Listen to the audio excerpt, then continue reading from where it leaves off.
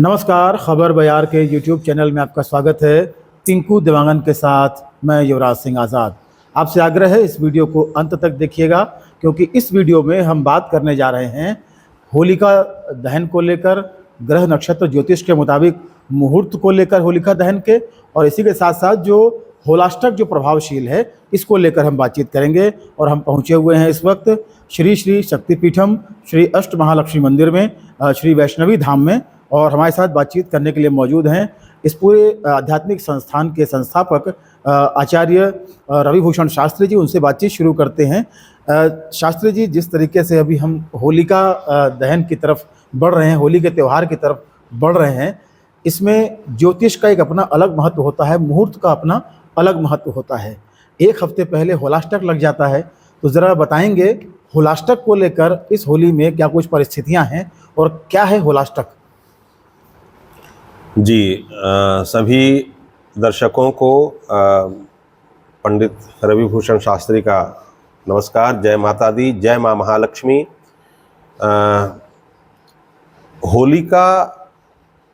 होली का जो त्यौहार है ये रंगों का त्यौहार। इससे पूर्व 8 दिन पूर्व होलाष्टक जो है वो लग जाता है। इस वर्ष सन 2025 में होलाष्टक 7 मार्च से लग गया है। 7 मार्च से लेकर के 14 मार्च तक ये जो 8 दिन का समय रहेगा ये होलाष्टक का समय रहेगा। और होलाष्टक जो समय रहता है, इस समय को हम जो सांसारिक जो संसार में, माने इस पूरे ब्रह्मांड में वातावरण अशुद्ध माना गया है। आप देखते भी होंगे बहुत सारी बीमारियां, बच्चे बीमार हो जाते हैं, कुछ तकलीफ परेशानियां हो जाती, क्योंकि वायुमंडल पूरी तरह से अशुद्ध हो जाता है। इस कारण होलाष्टक में जो मांगलिक कार्य हैं, जो शादी, विवाह, मुंडन, गृह प्रवेश, जितने भी हमारे मांगलिक कार्य हैं, उन सभी कार्यों को करना उचित नहीं माना जाता। क्योंकि हमारा जो धर्म शास्त्र है, निर्णय सिंधु है, जितने भी हमारे धार्मिक ग्रंथ है, उन सभी ग्रंथों में इस होलाष्टक के काल को अशुद्ध माना जाता है, अशुद्ध काल माना जाता है। इसलिए हमारे सभी जितने भी मांगलिक कार्य हैं वे कार्य नहीं किए जाते। क्योंकि इस काल में अगर हम कोई भी मांगलिक कार्य करते हैं तो उसका जो शास्त्रोचित पुण्य है वह पुण्य प्राप्त नहीं होता जी। इस वजह से जो होलाष्टक काल में जितने भी हमारे मांगलिक कार्य हैं इनको पूरी तरह से वर्जित माना गया है। बाकी छोटी मोटी पूजा करने में कोई आपत्ति नहीं है, छोटे पूजन आप कर सकते हैं। कोई सत्यनारायण कथा करवाना चाहता है वो पूरी तरह से मुक्त है इससे। लेकिन जो बड़े कार्य हैं, जिन कार्य को करके मनुष्य अपने जीवन में पुण्य प्राप्त करना चाहता है, उन कार्यों में विराम लग जाता है जी। ये तो आपने बताया होलाष्टक को लेकर। अगर हम बात करें होलिका दहन को लेकर जी, तो होलिका दहन 14 तारीख को है, और उस दिन ग्रहण का भी एक निकल कर आ रहा है जी। तो ज़रा बताएंगे ग्रहण काल को लेकर बताइए, और होलिका दहन के मुहूर्त को लेकर बताइए। और ये होलिका दहन का जो त्यौहार है, इसमें ज्योतिष का क्या मत है इसमें? जी, युवराज जी, आपके खबर बयार यूट्यूब चैनल के माध्यम से आपको मैं ये बताना चाहूँगा, और वैसे भी आपने बहुत अच्छा प्रश्न किया है, जो कि हमारे हर दर्शक के मन में जिज्ञासा है। हर दर्शक ये जानना चाहता है कि ये जो होलिका जो दहन या होली जो पर्व है, रंगों का जो त्यौहार है, ये इस वर्ष हमें कब मनाना है, होलिका दहन कब करनी है। बहुत सारे लोगों के मन में ये संशय है कि इस वर्ष 2025 में होलिका दहन कब होगा, उसका समय क्या रहेगा। इस विषय को लेकर के मैं आपके माध्यम से, चैनल के माध्यम से स्पष्ट करना चाहूँगा कि इस वर्ष सन 2025 में 13 मार्च को होलिका दहन करना है। क्योंकि इस वर्ष थोड़ी सी भद्रा को लेकर के, क्योंकि इस बार भद्रा का समय थोड़ा लंबा होने वाला है, क्योंकि भद्रा का जो साया है वह 13 मार्च को 10:35 से रात्रि 11:26 तक रहेगा। ये 10:35 का समय आपने बताया, ये सुबह 10:35 है, 36 है, या रात का 10:35 36 है? जी, ये 13 मार्च के प्रातः काल 10:35 से प्रारंभ होगा और 13 मार्च को ही रात्रि 11:26 में समाप्त होगा। तो ये जो लंबा समय का जो भद्रा काल है, हमारा धर्मशास्त्र कहता है भद्रायाम द्वेन कर्तव्ये श्रावणी फाल्गुनी तथा, अर्थात भद्रा काल में यह 2 कार्य नहीं करना चाहिए। कौन कौन सा? तो भद्रा काल में श्रावणी रक्षाबंधन नहीं किया जाता, भद्रा काल में होलिका दहन भी नहीं किया जाता। इसीलिए भद्रायाम द्वेन कर्तव्ये श्रावणी फाल्गुनी तथा इस उक्ति के माध्यम से भद्रा काल में होलिका दहन को वर्जित माना गया है। कुछ विद्वान, अब देखिए यहाँ पर विद्वानों की भी बात हम कर लें, कुछ ज्योतिष ग्रंथकार, शास्त्र निर्माता, विद्वान, विद्वतगण भद्रा के मुख काल को त्याग करके भद्रा के पुच्छ काल को भी ग्रहण करते हैं। अब भद्रा का पुच्छ काल क्या है और मुख काल क्या है? भद्रा को 2 हिस्से में जब हम बांटते हैं तो भद्रा का पूर्व पाद जो है, पूर्व समय जो है, वो भद्रा का मुख काल माना गया है। जैसे सुबह 10:35। जी जी, तो ये भद्रा का मुख काल हो गया। अब भद्रा का पुच्छ काल होता है सायं 7 बजे से प्रारंभ होता है। तो कुछ विद्वानों ने माना है कि भाई एक मार्ग उन्होंने बताया है कि भद्रा का पुच्छ काल जो है वो ग्राह्य है। तो भद्रा का पुच्छ काल शाम को 7 बजे से लेके 8:30 बजे तक का समय, 8:20 तक का समय है।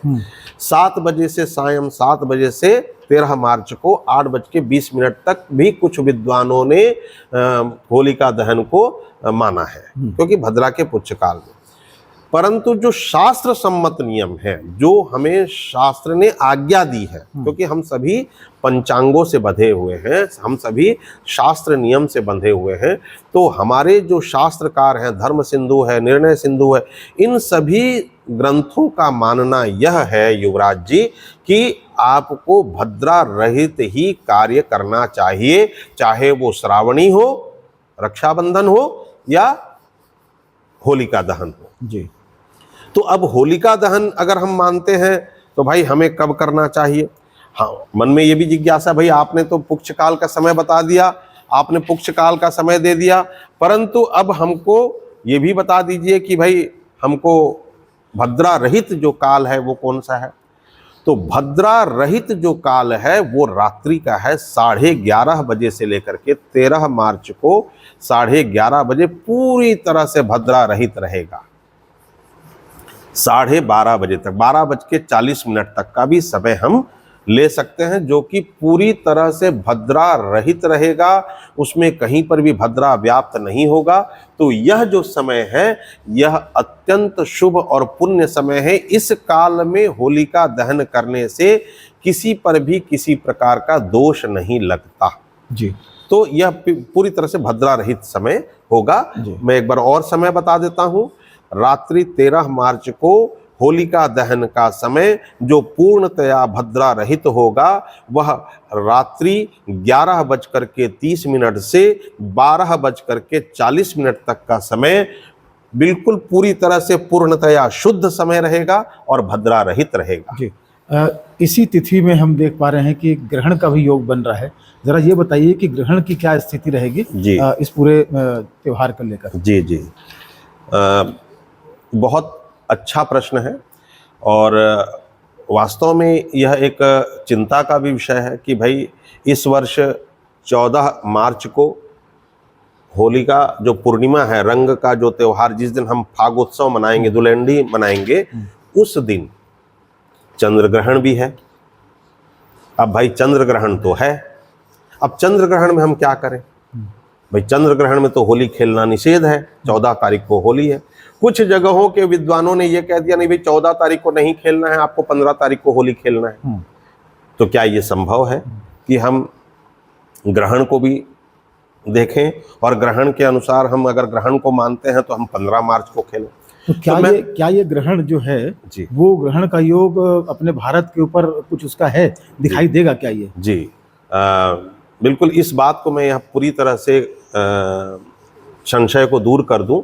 लोगों के मन में जो हमारे दर्शकों के मन में जो जिज्ञासा है कि इस होली में चंद्र ग्रहण का भी साया है, तो मैं सभी दर्शकों से यह बताना चाहूँगा कि ये जो चंद्र ग्रहण है जिसको हम खंडग्रास खग्रास चंद्र ग्रहण कहते हैं, यह चंद्र ग्रहण भारत में दृश्यमान नहीं है, भारत में इसका कोई भी प्रकोप नहीं है, भारत में इस चंद्र ग्रहण का साया नहीं है, यानी कि भारतवर्ष में इस चंद्र ग्रहण को देखा जाना मुमकिन नहीं है, यानी कि यह चंद्र ग्रहण भारत में नहीं दिखेगा। अब जो चंद्र ग्रहण हमारे भारत में नहीं दिख रहा है तो उसके नियमों का भी पालन करना आवश्यक नहीं है। इससे पहले भी मैंने कई अपने इंटरव्यू में बताया है, सभी दर्शकों को जानकारी दी है कि जो ग्रहण, चाहे वो सूर्य ग्रहण हो अमावस्या का, चाहे पूर्णिमा का चंद्र ग्रहण हो, अगर भारतवर्ष में वह दृश्यमान ना हो, दिखाई ना पड़े, तो भारतवर्ष के लोगों को उसके नियमों का पालन करने की कोई आवश्यकता नहीं है। सूतक काल को लेकर अक्सर ग्रहण में होता है क्योंकि ये खगोलीय घटना है। जी, खगोलीय घटना अगर किसी भी अंतरिक्ष के किसी भी हिस्से में हो रही है जी, उसका प्रभाव तो पूरे इस पे पड़ेगा ना, जी, पूरे जगत पे पड़ेगा इसका प्रभाव। जी, बहुत तो अच्छा। कहीं ना कहीं ये एक संशय रहता है। जी जी, बहुत अच्छी बात है, बहुत आपने तत्व विवेचन से ये बात पूछी है और वास्तव में बहुत अच्छा प्रश्न है ये, और सबके मन के जिज्ञासाओं को लेकर के आपने ये बात मुझसे पूछी है। तो मैं ये बताना चाहूँगा कि घटना कहीं की भी हो उसका प्रभाव जरूर पड़ता है, चाहे कहीं की भी घटना हो, तो उस घटना का प्रभाव निश्चित रूप से प्रत्येक प्राणी पर पड़ता है। हम ऐसा भी नहीं है कि भाई हमारे भारत में नहीं है, ये अक्सर आपको मिलेगा यूरोप प्रांत में, इटली, फ्रांस, जर्मनी, आपका आयरलैंड, पुर्तगाल, स्पेन आदि इन देशों में, खास करके दक्षिण अमेरिका, कनाडा, दक्षिणी भाग में ये दक्षिणी अमेरिका में दिखाई देगा।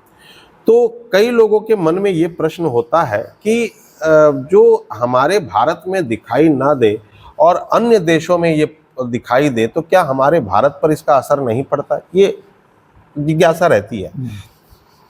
तो मैं विशेष रूप से कहूँगा 4 लोगों को ग्रहण का बहुत ज़्यादा प्रभाव नहीं होता। एक बालक, रोगी, जो रोग से पीड़ित है, जो वृद्ध है, इन लोगों पे ग्रहण का प्रभाव नहीं रहता है। जो गर्भवती स्त्री हैं, जो हमारी माताएं गर्भवती हैं, उन गर्भवती महिलाओं के लिए थोड़ा सा ध्यान देने योग्य समय रहता है।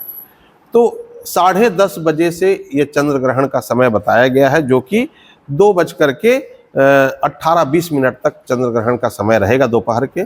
इस दौरान हमारी जो गर्भवती माताएं रहेंगी उनको इस समय में बिल्कुल भगवान का ध्यान करते हुए, भगवान का स्मरण करते हुए, आपको इस समय किसी भी प्रकार का कोई काटना, छिलना, जलाना, इन सब चीज़ों से बचना है। ओम नमो भगवते वासुदेवाय मंत्र का उच्चारण करें तो आपके ऊपर किसी भी प्रकार की कोई विपत्ति या आपके आने वाले संतान के ऊपर किसी प्रकार का कोई कष्ट नहीं होगा। और बाकी लोगों के लिए कोई विशेष नियम का पालन करने की आवश्यकता नहीं होती। ये जो हमने बताया कि भाई ग्रहण का जो प्रभाव है वो 100 में से कुछ प्रतिशत, जो नहीं के बराबर है, नगण्य है, कुछ उसका प्रभाव पड़ता है, और लगभग 95 से ऊपर % में इसका प्रभाव उस एरिया में नहीं पड़ता, क्योंकि वो वहाँ पे दृश्यमान नहीं है, वह वहाँ से दृष्टिगोचर नहीं है, इसलिए उसका दुष्प्रभाव नहीं पड़ता। परंतु गर्भवती स्त्रियों को थोड़े ध्यान देने की आवश्यकता रहती है और बाकी कोई विशेष नहीं है। जी, मतलब 13 तारीख को होलिका दहन और 14 तारीख को रंग खेल सकते हैं। बिल्कुल, इस पे मैं आपको बता दूं, किसी भी प्रकार का कोई भी हमारा दर्शक जो है वो मन में संशय ना रखे। 13 तारीख को आप होलिका दहन करें, और भद्रा के मुख काल का तो हमने बता ही दिया, पुच्छ काल का बता ही दिया, और भद्रा रहित समय भी हमने आपको बता दिया। और उसके दूसरे दिन, चूंकि भारतवर्ष में चंद्र ग्रहण का कोई प्रभाव नहीं है, आप बहुत मन से होली खेलें और बड़े हर्षोल्लास के साथ रंगों का त्यौहार मनाएं, क्योंकि रंगों का त्यौहार कभी मन भरता नहीं है। इसमें तो कई प्रकार के रंग हैं, तो मन कैसे भरेगा। तो आप मन भर के, जी भर के होली खेलें। आप सबको होली पर्व की बहुत बहुत शुभकामनाएं, बहुत बहुत बधाई। जी, बहुत बहुत धन्यवाद शास्त्री जी। आपने बहुत विस्तार से हमारे दर्शकों को आपने जो है जानकारी दी है, होलाष्टक के बारे में बताया, आपने होलिका दहन का मुहूर्त बताया, भद्रा रहित आपने वक्त बताया, और इसके साथ साथ जो अगले दिन 14 तारीख को जो चंद्र ग्रहण का जो एक वो बन रहा है, तो उसको भी आपने बताया किस तरीके से जो है इसमें हम पालन कर सकते हैं इसका। बहुत बहुत धन्यवाद। तो ये थे आचार्य पंडित रविभूषण शास्त्री जी, जिन्होंने हमको विस्तार से जानकारी दी है इस साल के होली के त्यौहार को लेकर।